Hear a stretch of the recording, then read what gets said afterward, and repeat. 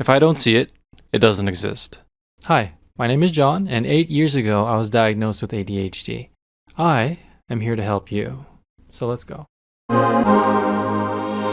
ADHD people often have a problem with something called object permanence. But what is object permanence? Object permanence is the understanding that objects and people continue to exist even when they are not directly observed. For example, your friend is not sitting next to you, or your friend is not with you in the room, but you know that your friend is out there somewhere, maybe at home, maybe at school, maybe at work. You know that they exist even though you can't see them. People with ADHD understand that things do still exist even though they're not looking at them, even though they're not in the room with them at that time. However, people with ADHD often do have difficulty in managing mental representations of objects, tasks, or people when they are out of sight or out of focus.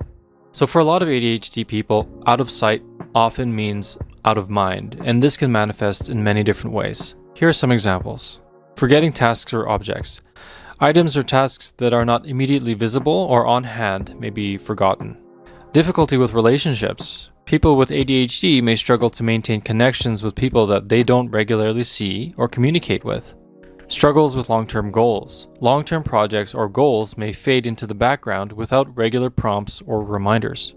All of this happens because of the typical ADHD symptoms related to the prefrontal cortex, working memory, and executive functioning.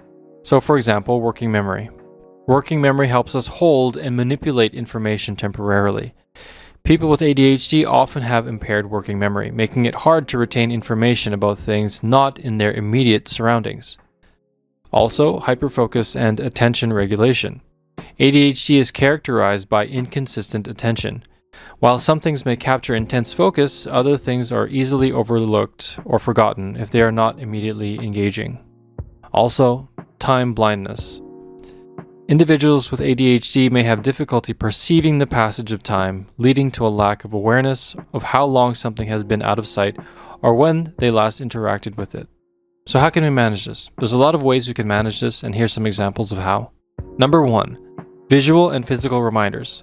Use sticky notes, reminders, or visual cues to keep important objects, tasks, or relationships in view. Number 2, digital tools. Use apps or alarms to set reminders for tasks, appointments, and so on. Number 3, habit stacking. This means pairing tasks or things that you have to do with established habits to help reinforce memory.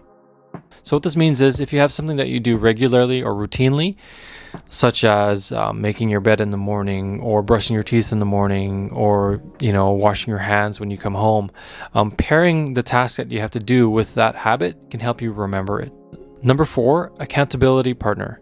Have someone check in with you or provide reminders about what you have to do. This can help maintain focus on long-term goals or relationships.